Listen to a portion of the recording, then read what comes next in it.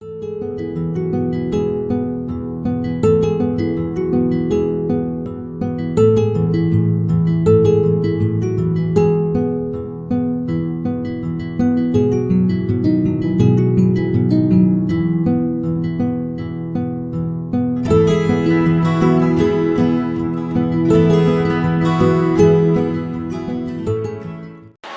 बच्चे क्लास 10 और 12 का जो एग्ज़ाम देने के लिए है उनके मैं इनको मेरी आशीर्वाद देता हूँ।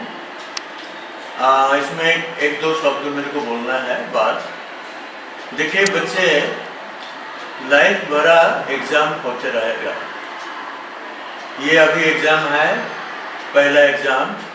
पहले भी छोटे क्लास में एग्ज़ाम होता रहता था और लाइफ में बहुत से सारा एग्ज़ाम आते रहेगा।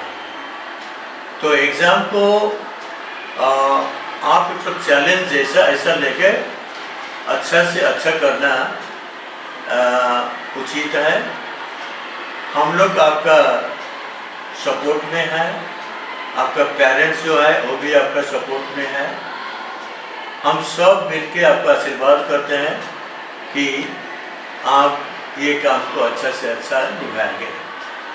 And with that I close here. और मैं जैसा बोला कि हम सबका आशीर्वाद तुम लोगों के लिए रहेगा। God bless you, God bless you. The batch of 23-24. Indeed, we are really proud of you. We know that you are the best and you will give us the best also. Do remember that board exam is another exam of your life. It is not that only exam and it is not the final exam of your life. Have confidence, have faith in you, which we too have in you also, because you are the best and you will do well. Dream big, be good and do good. God bless you, God bless our school. इस साल board exam देने वाले सभी विद्यार्थियों को मेरी शुभकामनाएं। वो रिवीजन अच्छी तरीके से करें और स्कूल सेंटर पर वो 30 मिनट्स पहले जरूर पहुंचे। धन्यवाद। As soon as March comes, the anxiety goes up. Don't worry. There's no need to panic. There's no need to be anxious. You're all so well prepared.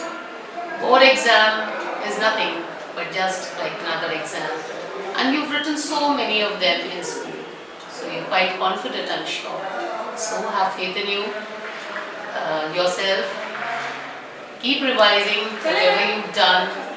I'm so sure that you'll perform so well. Our blessings and good wishes are always with you. I pray and hope you all do well and come out in flying colors. All the best, my dear children. Dear students, my best wishes to you all for the upcoming board exams session 23-24. Work hard, prepare well, eat good, keep hydrated and produce wonderful results. All the best. Hello children, as we know that exams are approaching, there are few tips from the counseling cell. First is have faith in yourself. You are very precious.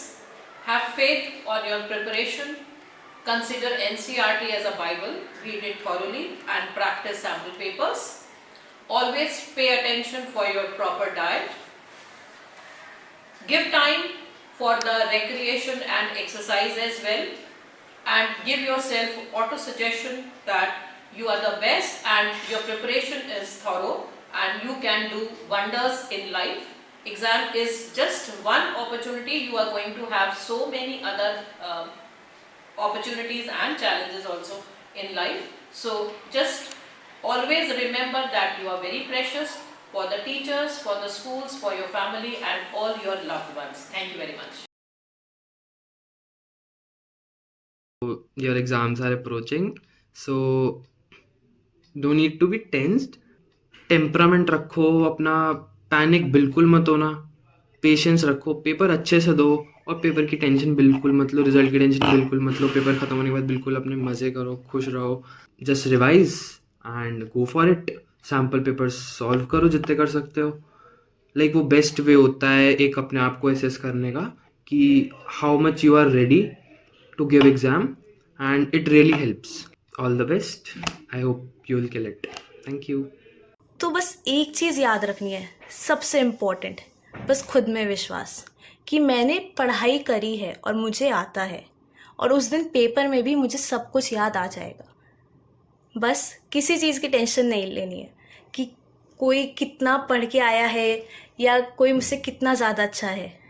आपने भी मेहनत करी है, बस यही याद रखना है. तो बस मैं स्वामी विवेकानंद जी की एक लास्ट बात कहना चाहूँगी. Arise, awake, and do not stop until your goal is reached. Keep working hard and all the very best.